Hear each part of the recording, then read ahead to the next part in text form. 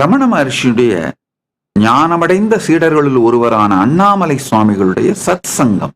சத் சங்கம்னா போய் உட்காருவோம், யாராவது கேள்வி கேட்பாங்க, அவருக்கு தோன்றப்ப பதில் சொல்வாரு, இல்லைன்னா அமைதியா உட்கார்ந்துருப்பாரு. அந்த மாதிரி ஒரு இன்டிமேட்டான டாக்ஸ், அருகாமையில் இருந்து அவர்கள் திருவடியில் அமர்ந்து அவர்களிடமிருந்து நேரடியாக இந்த ஞான கருத்துக்களை, சத்தியத்தை கேட்கின்ற பாக்கியத்தை அண்ணாமலையான் அளித்தான். அதனாலதான் திரும்ப திரும்ப சொல்றேன், திருவண்ணாமலை ஒரு சாதாரண ஊர் இல்லைங்கய்யா, அது ஒரு பரமசிவ பரம்பொருளின் திருமேனி. அவரே பிரத்யக்ஷமாக இருக்கின்றார். அவருடைய பிரீதிங் ஸ்பேஸ் அதுங்க, அவருடைய ஞான சூழல், அவருடைய இருப்பு.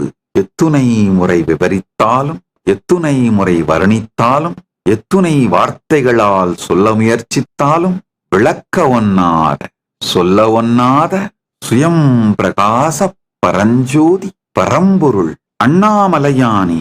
அந்த மலையே பரமசிவ பரம்பொருளின் திருமேனி.